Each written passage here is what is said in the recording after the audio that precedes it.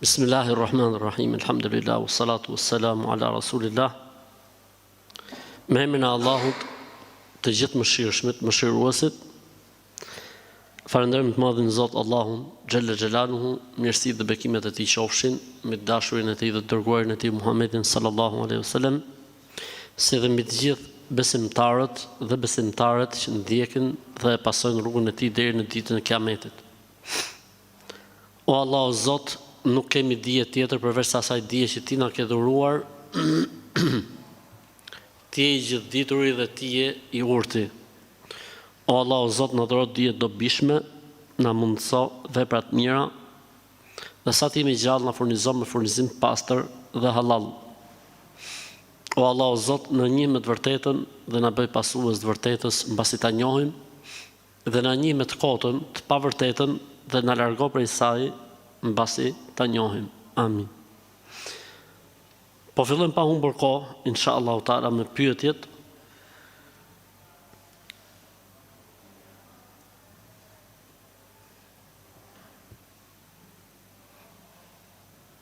Kemi një pyetje interesante dhe faktikisht mirë që është bërë kjo pyetja. Thot, pyetjet nga i merrni, burimet e pyetjeve. Pyetjet vijnë të shkruara, faktikisht nuk janë pyetje të xhamatit. Vijnë nëpërmjet rrjeteve sociale, nëpërmjet emailit, nëpërmjet Instagramit, nëpërmjet Facebookut. Dhe natyra ime në trajtimin e pyetjeve është që unë një përgjigjem njëherë personave privat, personalisht, dhe pastaj pyetjet i përzgjedh për të qenë pyetje edhe të trajtesave, në të gjitha ato pyetje që unë mendoj se janë probleme shoqërore të përgjithshme. Kështu që se dikush kujton se në pyetje xhamati, thotë si smarrove në herë këto pyetjet e xhamatit. Xhamati këtu jep mend, jep përgjigje. S'ka nevojë me bë pyetje. Mirë, atëherë fillojmë me pyetjet që i kemi pra të depozituar. Për këtë arsye unë gjithmonë them, po ta shohësh në fillim pyetje përgjigjeve, unë them pyetjet e depozituar, pra kanë ardhur pyetjet. Vajza më është djegur e vogël dhe në dorën e saj ka një shenjë prej djegjes. A është e lejuar që sipër shenjës të bëjmë një tatuazh për të mbuluar shenjën? Jo, nuk lejohet fetarisht. Sidomos në këtë kohë që mjekësia, trajtesat, le të themi me kremra etj, janë bërë të atilla që mund të zhduket krejtësisht gjurma dhe shenja e djegjes apo e plagës e kështu me radhë. Kështu që tatuja nuk lejohet në këto lloj rastesh, sepse ne kemi thënë që për tatuazhin ka ardhur një hadith shumë i rëndë që është se Zoti i Madh e ka mallkuar atë që e bën, atij që i bëhet dhe atij që e ka për profesion.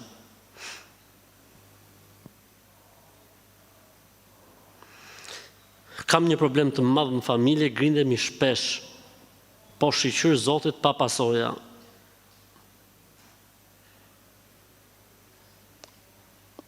Jo gjithmonë grindja në familje do të thotë se duhet të ketë patjetër diçka.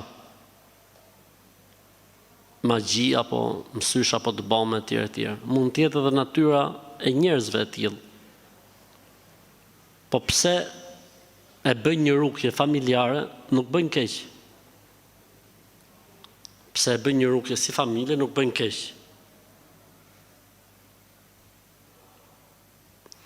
Të vendosin në shtëpi surën El-Bekare, të bëjnë dhikret në shtëpi, të largojnë haramin, nëse kanë ndonjë haram në shtëpi, të falin namazin bashk, pra namazet i falin bashk, të shohin mos kanë piktura të varura apo skulptura në xhami, në shtëpi, t'i largojnë. Të gjitha këto inshallah taala ndikojnë në përmirësimin e situatës.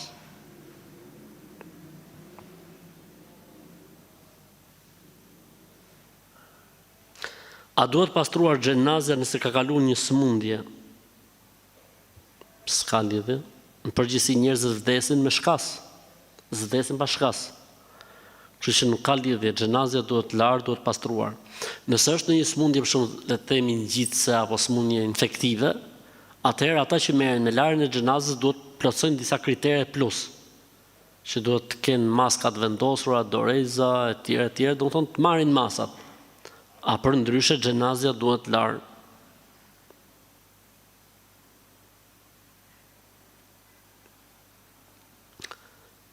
A duhet të thënë shahadeti para xhamatit dhe para hoxhës, nëse konvertimi është nga bektashi në sunit. E para shahadeti nuk është kusht thuhet para xhamatit as para hoxhës. Shahadeti mund thuhet edhe përpara një personi që ta mëson. Po shahadetin mund ta thush edhe vetë. E mëson, si thuhet, çfarë përkthimi ka, edhe thua, pra nuk është kusht patjetër në xhami apo ke hoxha apo me dal në televizor kur thu shahadeti. Kjo është e para. E rëndësishme është shahadeti thuhet dhe mos të vonohet. Pra nëse dikush do të bëhet musliman, nuk duhet ta vonoj, po e bëj javën tjetër, po e lej për Ramazan, po e lej që kur shkoj ke xhamia ta them, jo. Shahadeti duhet thonë sa më shpejt, sepse i thonë më shpëtu nga zjarri i xhenemit. Edhe nuk bon që me e vonu. Në qoftë se situata është aty për aty shpejt, atëherë po, shkohet në xhami. Ose nëse mendohet që me deklarimin e shahadetit mund ndikohet tek njerëzit, ama e ka thonë. Edhe e thot për herë të dytë, s'ka problem. Që të ndikoj tek njerëzit, që të thonë edhe të tjerët shahadetin, tek shoqënia, që të thonë shahadetin tek kushërirat, fisi i tij që thonë dhe ata shahadetin, okej. Dhe a thuhet shahadeti kur konvertohet nga bektashizmi. Nuk ka nevojë, sepse e rëndësishme është që me fillu namazin, me lënë shirkun, me lënë idhujtarin, dhe shahadeti në këtë rast thuhet personalisht, nuk ka nevojë që të bëhet deklarat.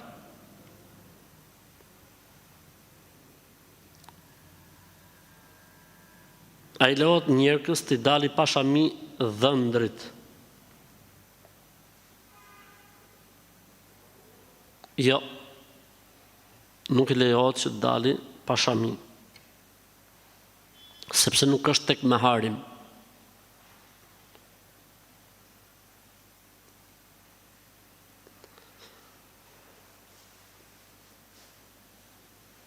Unë kam shumë gjumë dhe jam shumë i kputur, me vështirësi shkoj edhe në punë.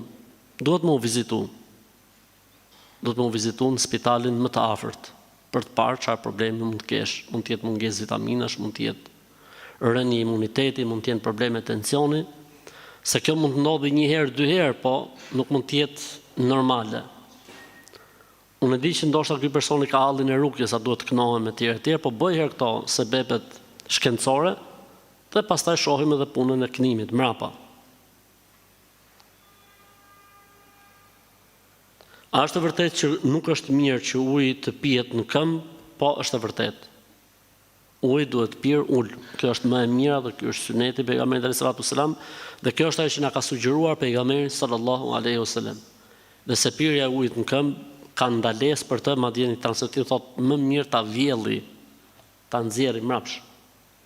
Përveç se në situata të caktuara, në rrethana të caktuara, etj, ka tolerancë, por origjina është që uji duhet pirë ul, një, dhe duhet pirë me frymmarrje, pra me kuptimin me pushim, jo si deveja, që kur edhe buzën pellg, pa u tha pellgu se heq buzën për pellgut, por kështu, pin, ndalon, pin, ndalon, pin, ndalon.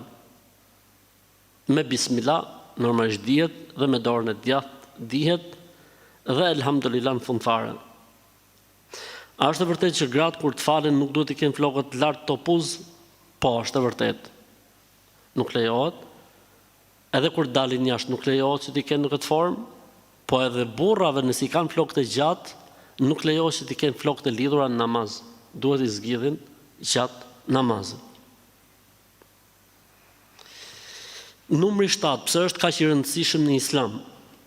Numri 7 është një numër i cili nënkupton numrin më të lartë. Për këtë arsye thot Zoti në Kur'an për shembull, Istaghfir lahum o la tastaghfir lahum, wa in tastaghfir lahum 70 marratan falan yaghfir Allahu lahum. kërko falje për ata, apo mos kërko falje për ata, si kur 70 herë ti kërkosh falje Allahut për ata, Zoti s'ka për t'i falë. Pse po t'i kërkon të 71, do i falte? Jo, prap, po pse tha 70? Si shtemi në Shqipë, për shumë të kom thonë 100 herë, a i ndoshta 7 herë i ka thonë, 5 herë i ka thonë, o ta kom thonë 100 herë këtë mua bete, apo jo, faktikisht a i 2-3 herë mund e këtë thonë, a kupton? Pra me kuptimin ta kom thonë aq shumë, sa mjafton me e kuptu dhe mos me e përsërit. Edhe shtatat njëtin kuptim kanë në arabisht. Për shembull thotë pejgamberi sallallahu alajhi wasallam, ijtanibu sab'a al-mubiqat, ruhuni nga 7 mëkatet e mëdha shkatruese. Po faktikisht mëkatet e mëdha janë 70 e sa. Pejgamberi sallallahu alajhi wasallam ka thënë 7. Po janë 70 e sa. 7 në kuptimin më të rrezikshmet ose më të rëndat.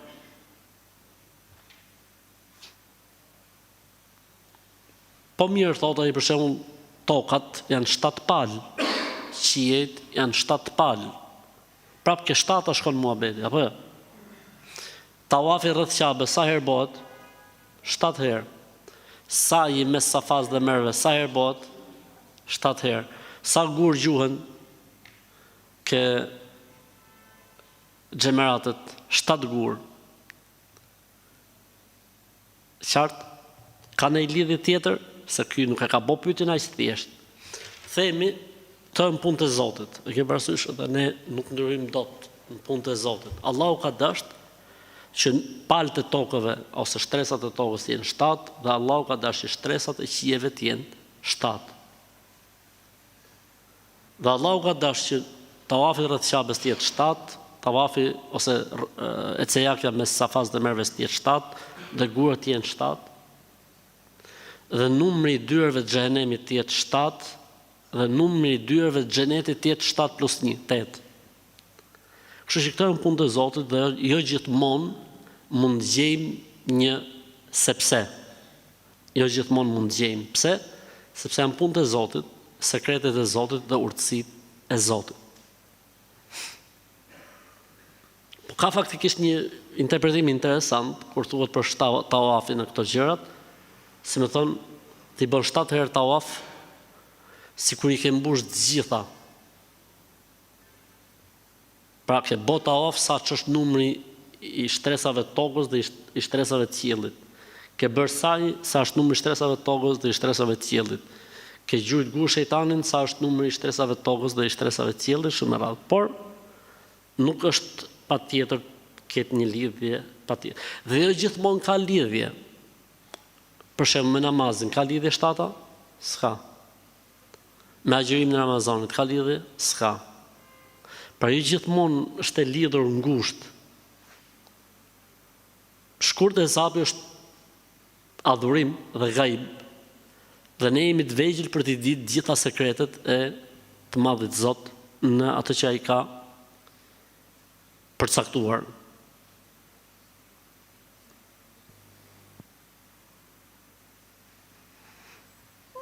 Nëse ne bëjmë ndonjë gjuna apo mëkat përveç kërkimit të faljes të Allahut, a mund ta agjërohet dhe disa ditë? Mund ta agjërohet, nuk ka asnjë problem, si një formë pendimi, si një formë adhurimi për Allahun xhallal xhelalu.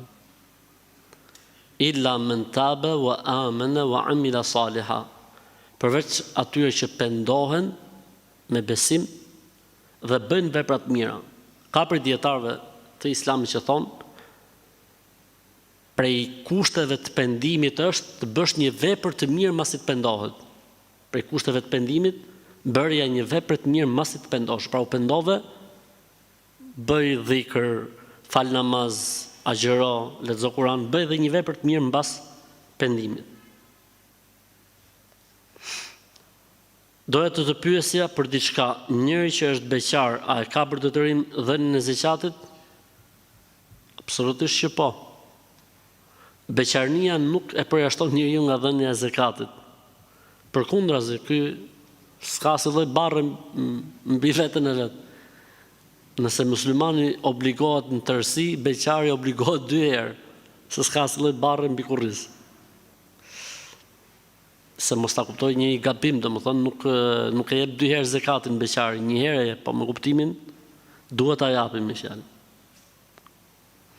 Kur të ndodh divorci mes gruas dhe burrit, nëse është gruaja e cila kërkon divorcin, është e lejuar burrit të kërkojë meherin gruas, sepse në rastin ton, gruaja është ajo e cila kërkoi divorcin.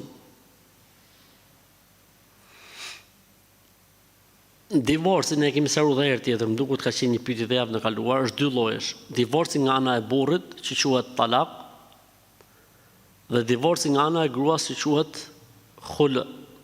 Talaku, burri obligohet që t'i japi meherin nëse nuk e ka dhënë akoma.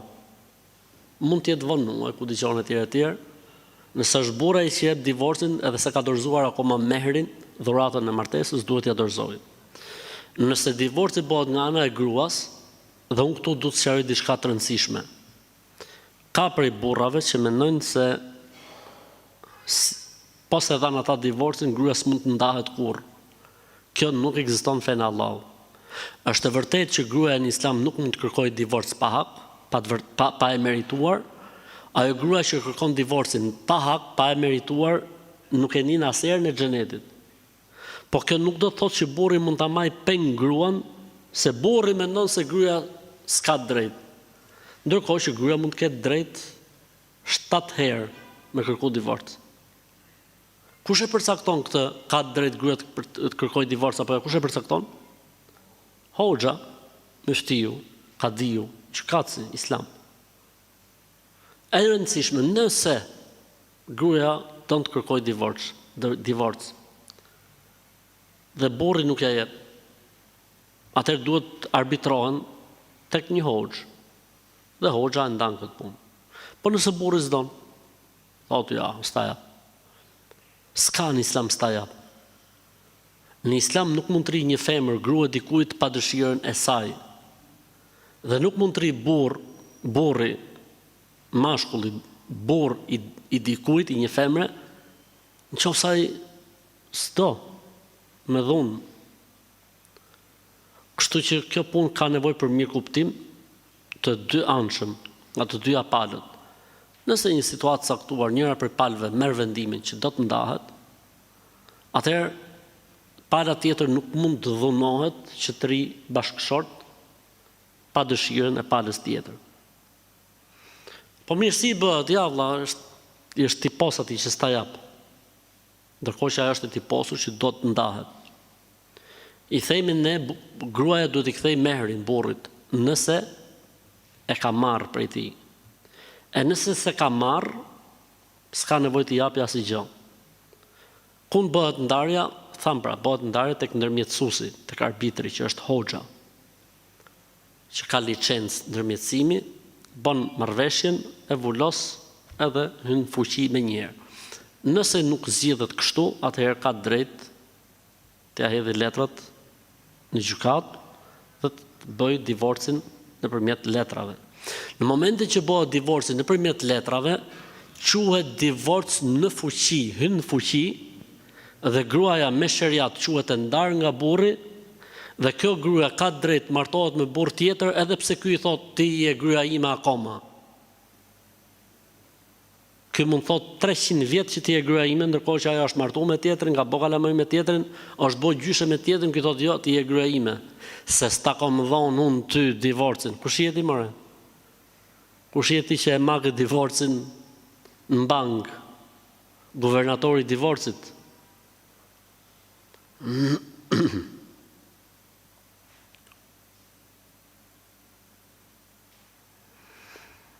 Kam një problem me namazin e drekës, nuk mundem ta fal si 4 namazet e tjera, nga që jam shofer kamioni dhe nuk dal dot jashtë nga kamioni, nga që është teren i pisët prej Baltës. Dhe unë jetoj jashtë shtetit. A ka mundësi ta fal ulur në kamion? Jo. Farzi duhet fal në këmbë. Mund ta falsh në kamion në këmbë, nëse është kamioni i lartë, e fal në kamion në këmbë. 1. E dyta, balta nuk është e pisët me sheriat. Balta është e pastër. Mund bosh me baltë dhe falesh. 2. E treta, duke qenë se ti e ke këtë hall gjithmonë, përgatitu, merr një mushama të madhe, merr edhe një sixhade me vete, shtro mushaman e madhe, 2 metra katror 2 me 2, 4 metra katror, vesi gjatën mes, Allahu Akbar, falësh. Unë çfarë të bëj kur 19 herë, si t'ja bëj? Thash, japim në fetva. Po t'je pas ke punë zakonshme këtë, normale. Kështu që toleranca 0 dhe stresi 0, por duhet me gjetë zgjidhje, nuk ka tolerancë. A lejohet që shumën e zakatit të andajmë më shumë se një personi, apo duhet të japim vetëm një personi? Mendimi më i saktë është që mund ndahet zakati në më shumë se një person. Ky është mendimi më i saktë i dietarëve. Madje Allahu xhallahu në Kur'an kur flet për ndarjet e zakatit, ka folë në numrin shumës. إنما الصدقات للفقراء شمس والمساكين شمس والعاملين عليها شمس والمؤلفة قلوبهم شمس والغارمين شمس في الرقاب شمس وفي سبيل الله شمس. Jo, fi sabilillah nën kuptohet shumës. Kështu që s'ka problem inshallah taala.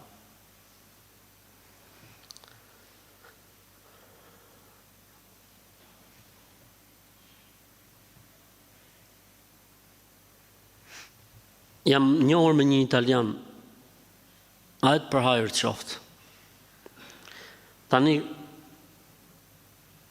është mirë të kthehet në fenë islame ky italiani, çka me bo ky italiani? Italiani thot shahadetin, la ilaha illallah Muhammedur Rasulullah, t'ja di kuptimin që Zoti, Allahu është një i vetëm, s'ka Zot tjetër të vërtet përveç tij, Muhamedi është i dërguar i Allahut që ne duhet ndjekim rrugën e tij, dhe se Jezusi nuk ishte Zot as biri i Zotit, por ishte i dërguar i Allahut, misioni i cilit është përmbyllur dhe përmbushur me ardhin e profetit Muhammed, në momenti që italiani i din këto muhabete, i ka kuptuar, është i bindur, atëherë çdo gjë është okay, boni nikahun.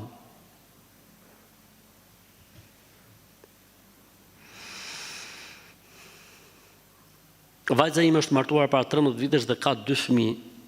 Mirë, po me bashkëshortin e saj nuk kalon mirë. Ai ka ushtruar dhunë fizike dhe psikologjike dhe para fëmijëve madje. Dhe madje dhe para babait vajzës. Çfarë të bëjmë sepse këto 4 vitet e fundit madje ka tradhtuar. Po mirë, babai i vajzës kërkoi ushtronte dhunë mbi vajzën e tij. Çfarë bonte?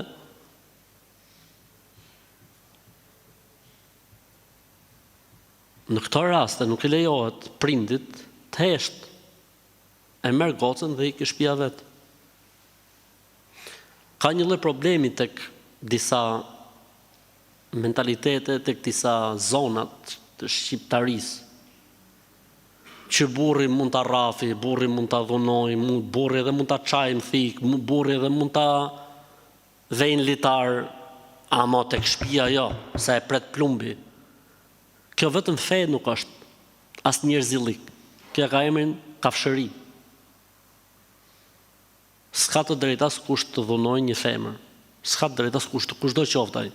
Nëse gruaja nuk është e duhura dhe e denja, divorcohet, selam aleikum, aleikum selam. Që secili shtëpi vet marrë historia.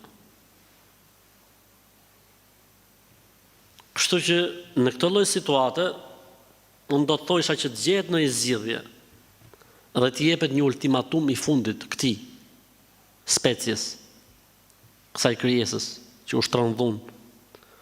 Nëse ai nuk heq dorë dhe nuk pendohet, atëherë o të duroj, kështu siç e ka nis, Allahu e lehtësoft, ose të kërkoj divorcin. Po të ishte që më pyet mua, isha unë baba i vajzës, e kisha marrë gocën në shtëpi me kohë. Dhe e kisha ndarë nga ky lloj specie, që asnjëri nuk e meriton me pas emrin. A bon ma gjuru një ditë që më ka pas ngel nga Ramazanit të kaluar, pasi të përfundoj me këtë Ramazan. Po Ramazani da dhe 6 muaj, burri dheu. A gjëroj tani këto ditë? Ka ngel një ditë nga Ramazani i kaluar, a bon që këtë ditën të agjëroj mas këtij Ramazanit? Ramazani do në edhe 4, sa do Ramazani? Sa jemi tani? Shtator, tetor, nëntor, dhjetor, janar, shkurt. Do dhe 6 muaj. Jo, nuk bën. Agjëroje tani, këto ditë. ke 6 muaj përpara, ke 180 ditë me agjëru këtë ditën.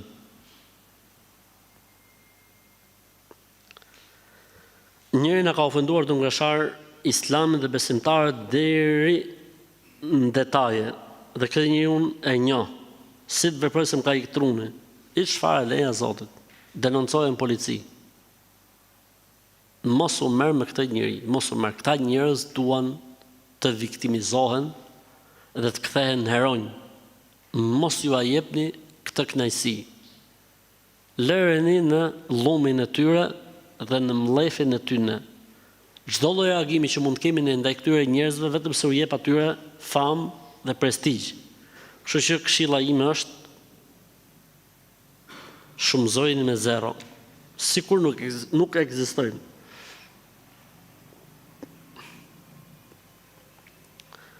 Jem në gurbet dhe po bashkëjetoj me një vajzë, po kjo vajza nuk është e besimit ton dhe nuk është shqiptare. Me të kam edhe një vajzë 4 vjeçare. Më kanë thonë që nëse martohemi, e ndron dhe fen kthehet muslimane. A më lejohet mu martu me këtë vajzë? Po ti, çfarë po bën tani me këtë? Në të bashkëjetu, thotë. Këshilla ime është që ju duhet martoheni, siç i takon me sheriat, me islam. Bashkëjetesa është një term që Islami nuk e njeh. Po bëjmë martesë me të, tamam. Nëse e pranon Islamin, elhamdulillah, nëse nuk e pranon, ti bëj nikahun, që ti jesh në rregull për sa i përket zinas dhe imoralitetit.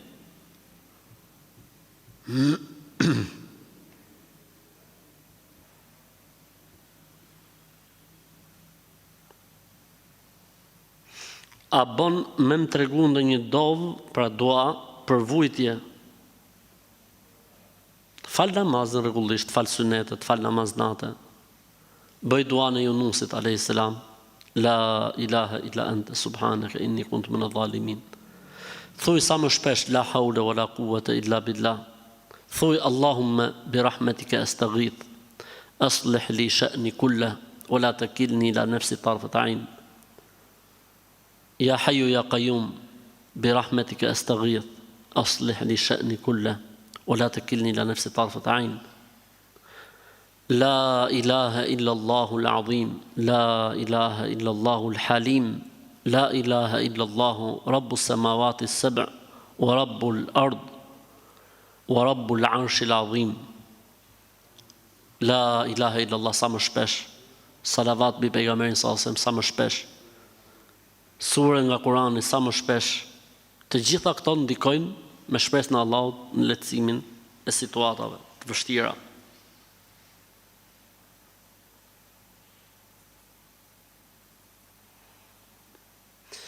Desha të pyes diçka rreth martesës, se sa lejohet sipas gjakut edhe fesë, por edhe traditave shqiptare. Në rastin tim, a lejohet martesa nëse djali ka dajt e gjysht në të njëjtën vend me dajt e mi. Djali ka pas dajt të gjysht, babin të gjysht e dajve të mi. Kuptonte, asnjë lloj lidhje. Thjesht dajt e mi me dajt e djalit janë nga i njëjti vend. Stresit zero. Bismillah, mbështetje u Zotit. S'ka asnjë lloj problemi fetarisht. Pas shqiptarisht, as me gjak, as i gjo, as i lidhje. Kështu që stresi zero. Jam bërë operacion dhe kam varr në trup. Jo varr,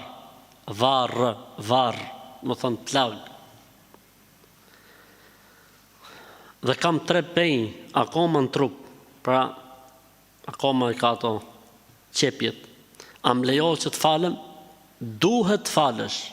Ja lejohet, duhet me u falë, pa tjetër. Toleranca zero ndaj mos faljes. Falja e namazit është derisa s'ka dalë shpirti nga trupi. S'ka tolerancë përsa i përket mos faljes. Falja e namazit është në çdo lloj situate, në çdo lloj gjendje, në çdo lloj derisa truni punon, derisa truni punon, falje duhet bërë. Po jam i lidh për shembull, se jam i shtrisë, kam mundësi me marr abdes, një ashtu me men. Merr abdes me men. Falu me men. Namazi në Islam bie vetëm nëse je i çmen, nëse je në gjumë, nëse harron, nëse je femër me të përmuajshmet ose me lehoni. Përndryshe, namazi gjithmonë duhet fal. Ose Zot na ruaj po dole nga Islami, po. S'po flasim për këtë kategori.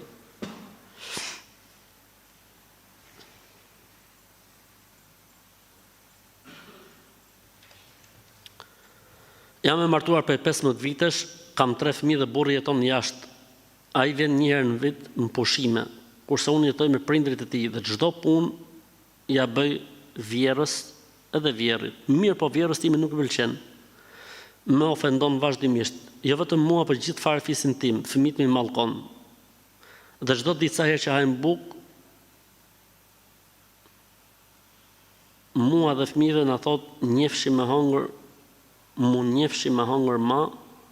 Kur ankohem tek burri, ai thot ajo është princesa e shtëpisë, ka të drejtë të bëj ç'të doj dhe çfarë doj dhe të thoj çfarë të doj.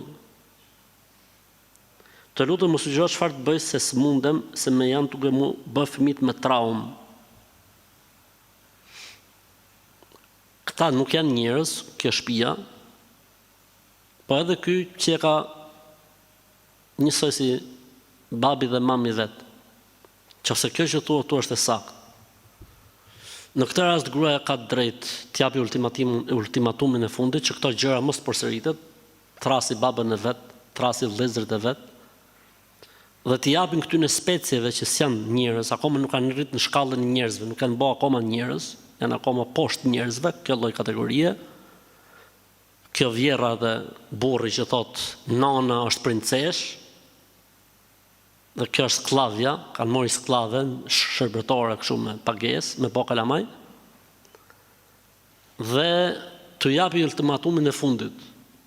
Nëse kjo specia që ky i thoka princesha vazhdon këtë lloj sjellje, gruaja ka të drejtë të kërkojë divorc, të ndahet.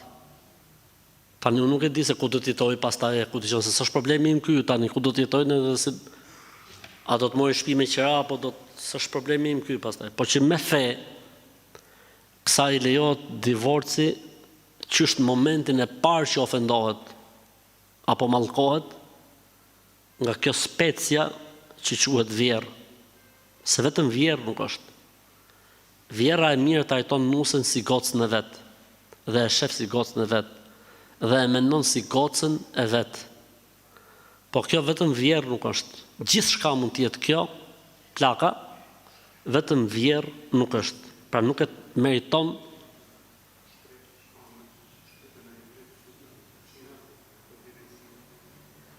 vetëm titullin dhe emrin vjerë nuk e meriton. Jam një vajzë që ka pak kohë që jam konvertuar në Islam dhe nuk e di mirë rregullat. Hajër, inshallah, alhamdulillah që ke pranuar Islamin, se të tjerat rregullohen. I fal 5 kohët e namazit, por kam një problem me gishtin e këmbës. Më shkaktuar një plag dhe kam me mjekime dhe nuk po bëj dot mjekimet se marr abdes, pra nuk duhet ta lag. Si bëhet në këtë rast me abdesin? S'ka asnjë problem, i mes mbi çorape. Ipi mes mbi çorape ose fashoje gishtin, laj pjesën tjetër të këmbës dhe pjesën që ke të fashuar gishtin, fërkoje nga sipër dhe je okay.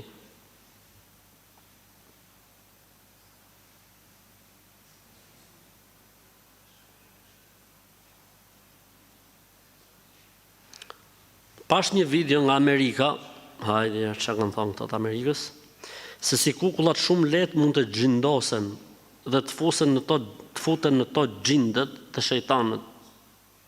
A është kjo njëra nga arsyet dhe pse nuk lejohen kukullat apo figurat e krijesave në Islam në shtëpiat tona?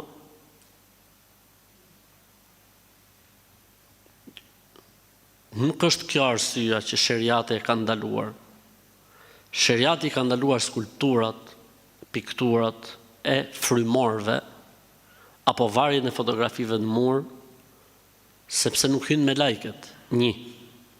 mund të çojë kjo gjë në adhurimin e tyre. 2, dhe do të sprovohen ata që i kanë bërë këto punë ditën e Kiametit. 3. Dërsa kjo futja e xhinëve ka dalë tani vonë, që futet xhini ke fotografia, apo futet xhini ke kuklla etj. S'ka lidhje. Pastaj ne kemi thonë që kukullat për kalamajt lejohen, nuk ka asnjë problemi fetarisht. Kukullat për kalamajt lejohen.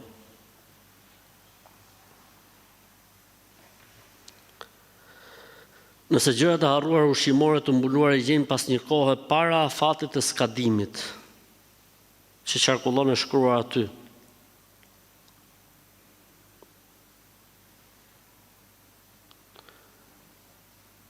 Qarkullon, si më thënë, si besytni që nuk do të më ngrënë.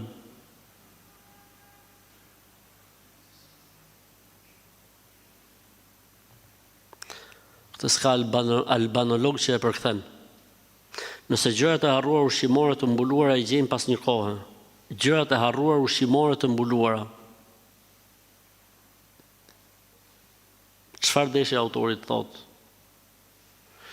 I gjejmë pas një kohë para afatit skadimit. Po çfarë lidhje ka mbulesa këtu? Nëse qarkullon, si më thënë, si besytni që nuk duhet më ngrënë. Tani nuk duhet më ngrënë se kanë qenë zbuluara, apo nuk duhet më ngrënë se kanë qenë të fshehura dhe i gjetën me vonesë, apo kanë qenë të hapura dhe pastaj të mbuluara dhe pastaj u zbuluan. Këtë s'ka etimolog që ta përkthej, ose nëse ka kuptuar njëri për jush.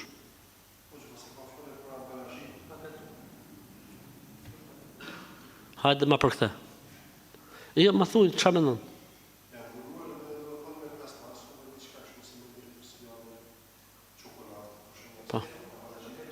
Po pra është paketuar, pastaj para afatit skadimit, pse duhet bë pyetja lejohet me ngrënë? A është para afatit skadimit lejohet, pse duhet pyet hoxha? Po çeli ka me besytnin. Pastaj nëse gjërat e harruar ushqimore të mbuluara.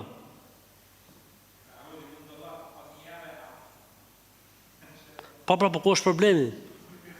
Nëse është kështu siç e kemi kuptuar ne, s'ka problem.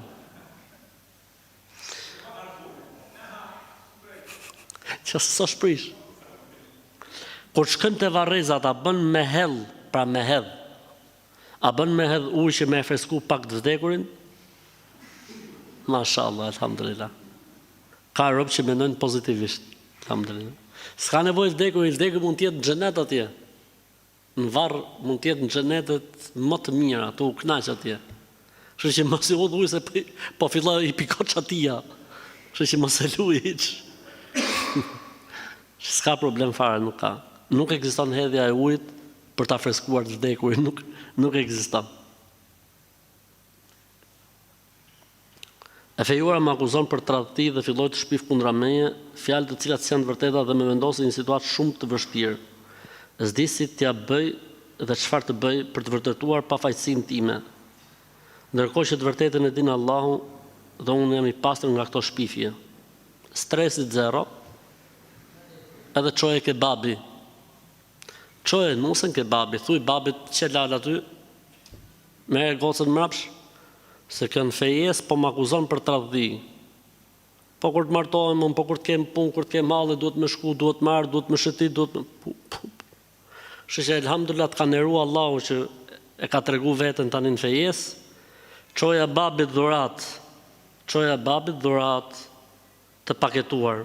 Tu që lala ty në gocën, i pafshajrin, inshallah Zoti jep gocës ta të jetë lumtur, unë për vete me këtë lloj krijesës se vazhdoj dot.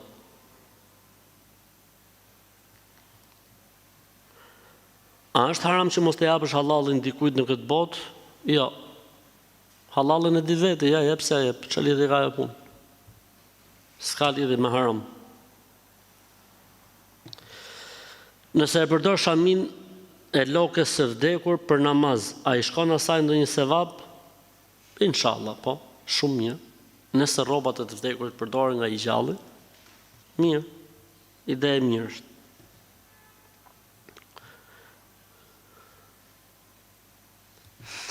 Isha me ato me ato të përmueshëm të vajzë grave.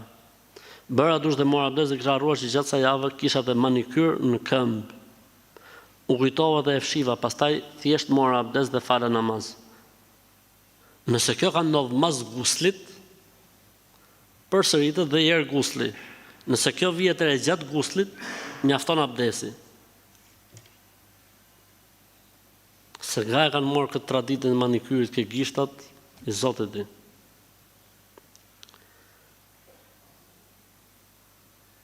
Ai, si që thot, pash Zotin e madh, më thonë, pas ka siklet madh kjo që ka po pyetjen. Pash Zotin e madh, thot, ai ndodh gjon fëmijës me pi gjinin, masi t'ja kem nda një herë 3 ditë. Se unë thot ja kam nda, po sot ma ka pi gabimisht. Ky që e ka me shkollë të lartë. Ky çuni që ka për të apo politikan, që e ka njish. Kjo e ka nda ka 3 ditë, ai tak ka shfrytzuar rastin, tik ka marrë punë. Është një lloj besëtnie që thot, nëse i pritet qumshti fëmis dhe ai pin qumësht mrapa, ha mësysh njerëzit. Po kjo është besëtni. S'ka lidhje me fenë e Zotit. Pralla.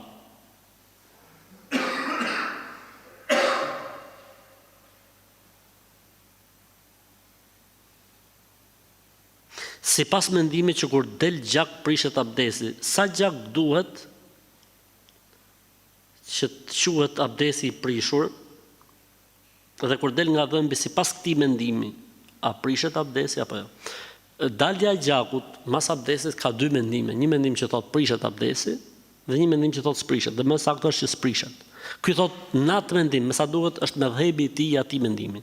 Sa është sasia e gjakut? Duhet të jetë sipas medhhebit që thot se prishet, duhet të jetë më shumë se sa ploçka e dorës. Sa më gram ploçka e dorës, më shumë se kaq. Nëse është më pak se kaq quhet pak dhe falet. 1. E dyta, nëse është i rrjedhshëm, prapë sipas këtij medhhebi nuk prishet. Sepse nuk është i mundur për tu ndaluar.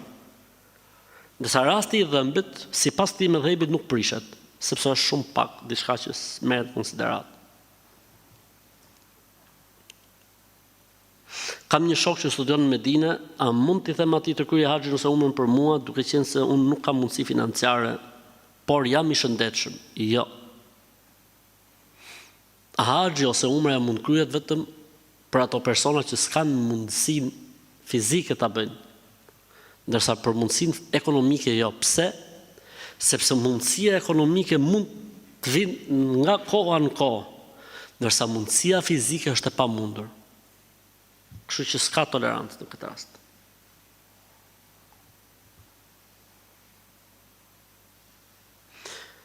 Një pyetje në lidhje me çka kam pa në TikTok. Hajde, t'japim përgjigje TikTokut tani. Thonë se kushdo që ka një sëmundje seksualisht të transmetueshme nuk duhet martohet deri në vdekje. Po nëse kjo sëmundja që është seksualisht e transmetueshme mund të menaxhohet nëpërmjet shërimit ose në forma tjera.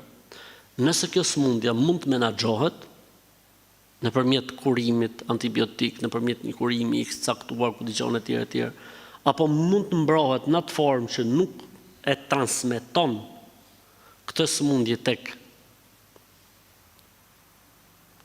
bashkëshorti tjetër, atëherë në këtë rast lejohet, nuk ka problem. Ama nëse është sëmundje që transmetohet, atëherë në këtë rast janë 2 gjona. E para, personi duhet ta tregojë sëmundjen që ka. Pra nuk lejohet që ta majtë fshehur. E dyta, nëse tjetri e merr vesh sëmundjen dhe thotë nuk ka problem, unë jam i gatshëm ta doroj këtë sprovë. Ama duhet martohem me ty, sa kam problem se e ke këtë sëmundje. Dhe e merr përsipër riskun, lejohet fetarisht. Ajo që është e ndaluar fetarisht është që pra bashkëshorti ose bashkëshorti ta majtë fshehur. Kjo nuk lejohet. Pra kemi 3 situata në u bon. E para, nëse është mundësia e kurimit dhe shërimit, s'ka asnjë problemi. Nëse s'ka mundësi kurimi dhe shërimi, po ka mundësi mbrojtje, prapë s'ka asnjë problemi. 2. E treta, nëse s'ka mundësi shërimi dhe kurimi apo mbrojtje, por ai e tregon. Dhe pala tjetër, ose ajo e tregon, dhe pala tjetër thot unë e mbart këtë risk. Prap është e lejuar. E katërta, nëse nuk e tregon dhe zbulohet mas martesës, këtu ka dy gjendje. E para, se ka ditë. Robi nuk ketë një sëmundje të tillë, po edhe nuk e din o burri dheu. Edhe ky i shkreti ose kjo e shkreta e merr vesh mas problematikës për shembull. Në këtë rast nuk ka mëkat. Në këtë rast tjetri, qoftë gruaja, qoftë burri, ka të drejtën e zgjedhjes për të vazhduar ose për ta prishur. E dyta, nëse ai e ka ditë, automatikisht tjetrit ose tjetrës i lindet drejta e ndarjes nëse dëshiron. Ose le të duroj, Zoti e lehtësoft. Nëse dikush të shtin më shumë se një herë, si veprohet? Herën e parë, kur ai thot elhamdulillah, i thuhet yarhamukallah. Herën e dytë, kur thot elhamdulillah, i thuhet yarhamukallah. Herën e tretë, ai thot prap elhamdulillah, përgjigjja është afak Allah. Afak Allah, Allahu të shëroft. Ose si themi në gjuhën shqipe shnet. Po nuk thuhet shnet që herën e parë. Shnet thuhet herën e tretë e mrapa. Herën e tretë e mrapa. Kështu që fjala shqiptare shnet e ka një origjinë. E ka një origjinë. Dëshiroj t'ju shmangem ushqimeve dhe pijeve të ndaluara në Islam, po kur shkojnë në market nuk di saktësisht kush lejohet apo kush ndalohet. Çfarë është alkolike është haram? Çfarë nuk është alkolike është halal? Po për mishave, çfarë është mish derri është haram? Dhe gjitha llojet e derrave, se mund të jetë edhe derri i egër, por edhe derri i egër është haram. Dhe kafshëve mish ngrënëse. Kafshët mish ngrënëse në përgjithësi janë të ndaluara.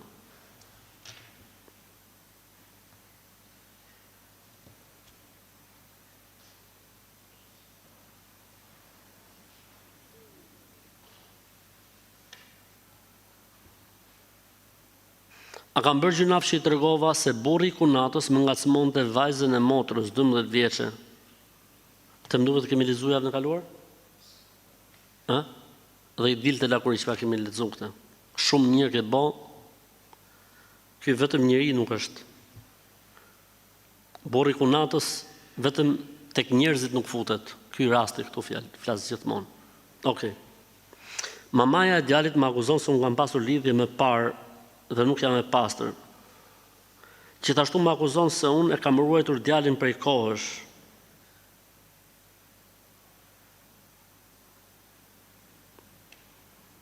E sotë, landën. E rëndësishme ti ta kesh mirë me çunin. Mamaja e djalit le thot çfarë det. A ke mirë me çunin ti? A ke mirë me djalin? Vazhdo. Je në rregull. A lejo që ta vendosim të karficën për kalamajt? Shihje karficën? Ta fshibi herë.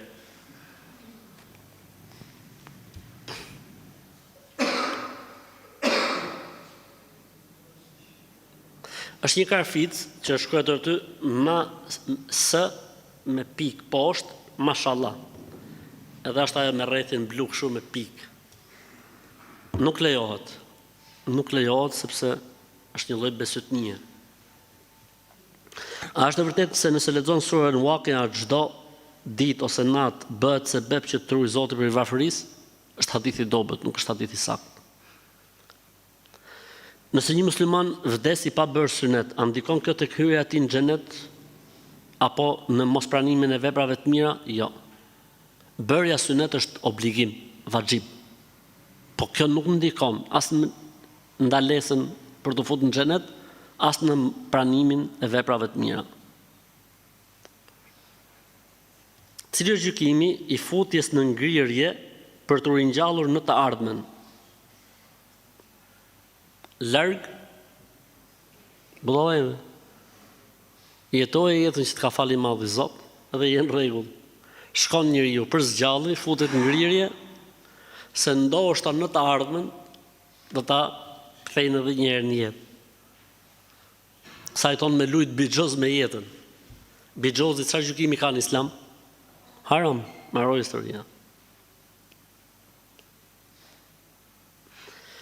Kemi një rasdekje dhe na thanë këtu disa gra, po thonë këto gratë mo, zakonisht ja qellojnë.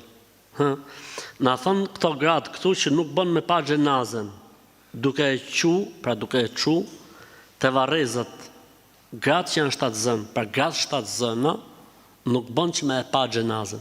Po pse? Dhe kam vajzën time shtatzën dhe e ka pa duke e çu xhenazën për ta varros. Veç e ka pa nga dritarja veç ama. A është e vërtet që mund të ndodhen e keqe? Stresit zero, edhe larg budallëve, s'ka si gjë hiç. Tan besytni.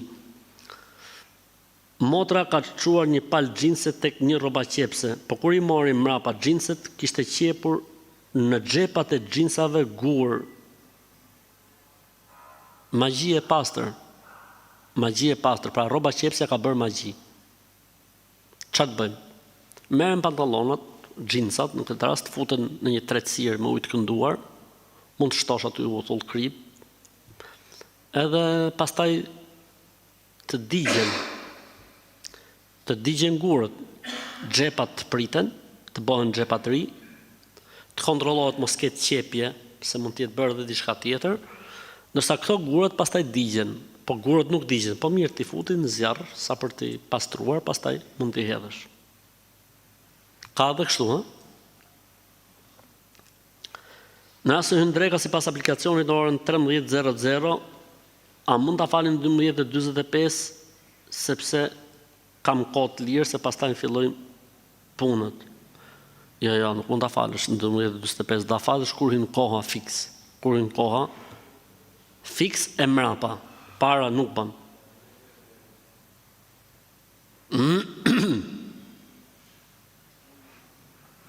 Jam një nën besimtare të jashtetit dhe kam 2 vite që nuk punoj, po e kam shumë të vështirë me gjetë punë halal. Më ka ardhur një ofertë për fabrikën e duhanit. Allahu nuk e ngarkon njeriun tej mundësive që ka. Pra nëse është situata që s'ka hapësira mundësi, rrezikon me nxjerr për shtëpie, e ku digjon e tjerë, nuk, domethënë mund të ketë një farë tolerancë. Ama nëse nuk ka problematika të tilla, nuk lejohet. Origjina është që s'bën me punu në fabrikë duhani, as fabrikë alkooli, as fabrikë sallamit derrit. Po nëse është situata për shembull që s'ka zgjedhje tjetër, lejohet derisa të dalin nga situata e vështirë, pastaj duhet të ndrojë punë.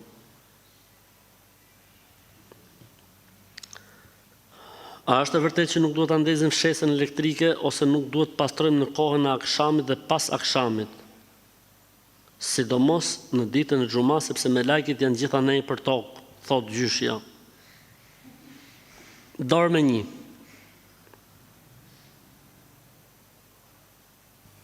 S'është e vërtet, s'ka lidhje fare, nuk ka lidhje fare hiç.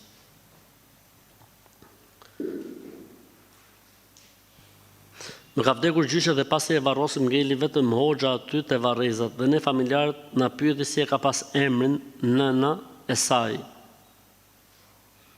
Ka qenë tu i zbrit në i hatme. E këta kur i zbresin hatme, pyesin si e ka pas emrin personi i vdekur dhe nona e personit vdekur. Se nona dihet baba.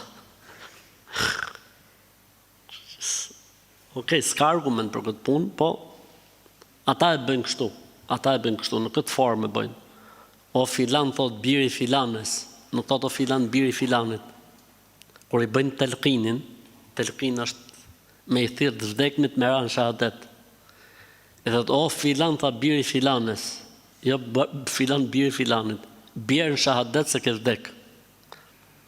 Nuk ka argument për këtë punë, po kështu ka mbetur.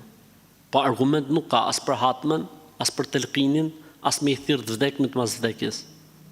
Të gjitha këto janë gjona për cilat nuk ka argument, po disa i bëjnë.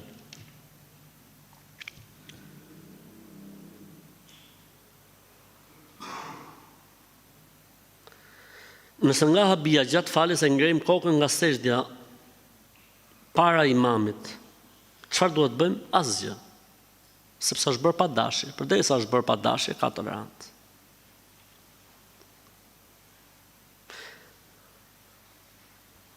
Kam parë diçka çuditshme dhe desha të pyes.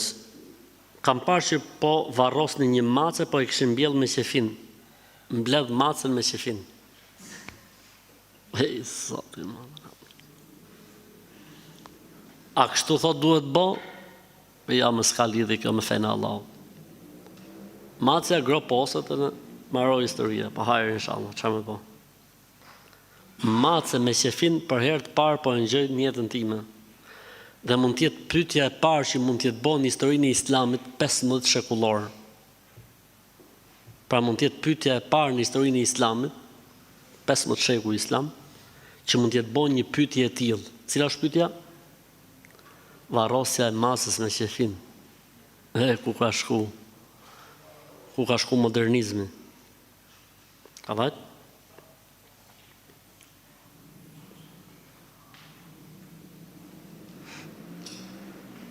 Më tha një shoqja ime të shkoj tek një vajzë mbuluar e fesë islame që bën terapi spirituale me frekuenca larg saj. Ku ka në islam terapi me frekuenca spirituale? Larg. Edhe pse ka shami. Jo çdo kush që ka shami do të thotë se është në rregull, jo çdo kush që ka mjekër do të thotë se është në rregull. S'është shamia kriteri përcaktues. Se edhe teologja shamik ishte po mori botën në qafë, gjysmën e botës e mori në qafë. Kam një problem bashkëshortë, ai foli në telefon me shoqin e tij dhe në momentin që më tregoi i thash që ne jemi muslimanë dhe nuk na lejohet kjo gjë. Ai më thotë se nuk jam mirë. Ai më thotë që unë nuk e kam mirë.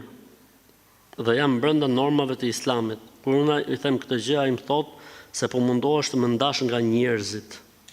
Për këtë arsye do të japësh llogari përpara Allahut. Nuk ky me fol me shoqet, s'ka problem. Kurse kjo që i thot mos fol, kjo është duke nda nga njerëzit, do të japë llogari përpara Allahut. E rëndësishme, nëse është e folmja për punë, s'ka problem le të flasi. A mund qoftë është e folmja se e ka marrë malli për shoqen. Largon stresin duke fol me të, shpreh shplodhje, e qan hallet. Kjo s'lejohet.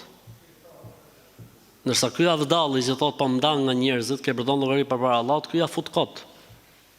A mund qoftë ky flet për punë, se mund të jetë edhe kjo tjetra.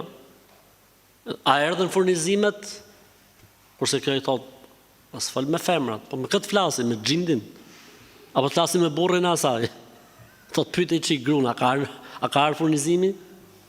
Kështu që varet se si është situata, po nëse është kështu siç është tregu këtu, s'ka drejt burri dhe ka drejt gruaja. E fundit fare për sonte. Se na u bëni çiklom këto pyetjet. Vllai i madh së bashku me kunatën vjedhin parat në shtëpinë tonë. U kap hajduti. Mos bëni koment që të marrim pyetjen, po bot koment ju unë zgjas deri për sabah. Këtë e kemi dokumentuar sepse kemi vendosur një kamerë të fshehtë. Mirë, po prindërit kur e kanë kuptuar që vllai po na vjedh bashkë me kunatën, kanë vendosur që mos mi thon vllait asgjë dhe po bëjnë sikur s'kan ndodhur asgjë në shtëpi. Dhe kanë nisë një shtëpi tjetër me pretekst për vllajin tjetër, mirë po ne të gjithë do shpërngulemi aty përveç vllajt dhe nuses tek shtëpia e tyre. Përveç vllajt dhe nuses tek shtëpia e tyre. Mirë po nusja e vllajt non stop na sulmon dhe na thot unë jam zemërbardh. Se të mori lekët, se të vjedhi lekët në zemër të bardhë, është në rregull është. Thot dhe unë nuk i bëj keq askujt. Vetëm lekët me keq kurrja. Dhe mua po mëso se durimi sa ka 10 vjet thotë që në përsëritet e njëjta gjë. Babai bën sikur s'ka kuptuar gjë, pra vjerri. Kurse vjera thotë të durojmë. Ha, inshallah, bëhet shtëpia e re, inshallah. Lek mos mani në shtëpi fare. Lekët çojini me burgim të përjetshëm jashtë shtëpisë. Arrestojini lekët, mos i leni në shtëpi. Lejeni kunatën thotë kom zemrën e bardhë, se të bardhë paska. Edhe hajë, inshallah. Bëhet shtëpia e re, dilin shtëpi të re, këta lejeni këtu. Allahu e lehtësoft.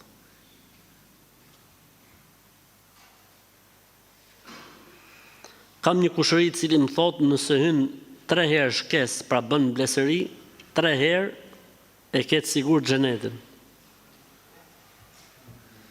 Ky kushëri i rrot që ka beqar më duket. S'ka kështu argumentin islam. Punoj në një restorant ku serviret alkool, po unë s'kam lidhje, punoj në kuzhinë. Hajë inshallah s'ka gjë, përdesa s'ke punë me alkoolin një në rregull. E fundit fare për sot. Një afërmi im, brezi i parë, ka besuar dhe frekuentuar për një kohë shumë, 20-30 vjet beson dhe frekuenton vazhdimisht. Çfarë frekuenton? Një afërmi im, brezi i parë, ka besuar dhe frekuentuar për një kohë shumë të gjatë 20-30 vjet dhe besoj që beson dhe frekuenton vazhdimisht dhe për gjithçka sa do të vogël te një grua që e di që i bën magji, shet te flaka e qiriu dhe thot do të bëj kurban zhiv me e fut te kuklla si arush, e cila të tregon pastaj për të ardhmen, të kërkon emrin e nonës, thot se kam shenjat e Allahut në trup. Këto i kam thot të gjitha të vërtetuara që ai bën. Pyetja ime është si duhet sillem unë me ta dhe a duhet frekuentohem shpesh dhe të rri me të vazhdimisht, ku i kam thënë që është gabim. E rëndësishme, kjo është magjistare, mashtruese, kjo që e ka nona, kjo që e ka për ta bë politikane, që e ka për ta futur në parlament, që e ka nona. Kështu që kjo është mashtruese, kjo është sharlatane, kjo është magjistare, ti ke për detyrë me këshillu kushëririn tat, edhe kaq mbaron historia jote. Mos u fut më shumë dhe më tej. A të dëmton ty fakti që shoqërohesh me këtë person? Nuk të dëmton, ti thjesht këshilloje dhe mundësisht i ti këtë vidjen time ipja tregoje thoshi që ka thonë hoxha. A mund të falim në fermat nëse jemi jashtë në sera? Po, mund të falim, nuk ka asnjë lloj problemi. Ka thënë hoxha, ai që është xheloz duaje, atë që është xheloz duaje, atë që është xheloz ruaje, xhelozia është prej fesë, ai që s'ka xhelozi, s'ka hajër prej tij. Ky hoxha duhet arrestu. Do të më ngrit një padi kundër tij dhe duhet arrestu. Xhelozia është 2 llojesh, thotë pejgamberi alayhis salam. Xhelozi që edhe Zoti e don dhe xhelozi që Zoti e urren. Xhelozia që ka shkaqe, Zoti e don. Po xhelozia e çmendur, pse lujti pema, kush thirri, ky duhet arrestu bashkë me hoxhën. Ky çuni që ka xhelozi të parsyetuar, edhe hoxha që thotë është prej fesë, duan arrestu të dy, duan lënë 6 muaj në burg. A lejo që të futesh në xhami pa çorape, po si sa si problem.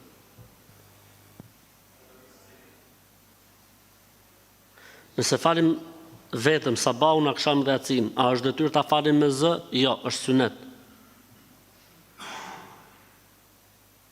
Nëse agjeron një ditë po një ditë jo, por një ditë nuk agjeron dot, a mund zëvendësohet kjo ditë me një ditë tjetër? Jo, s'ka problem. S'ka problem. Nëse s'ke mundësi, s'ka problem.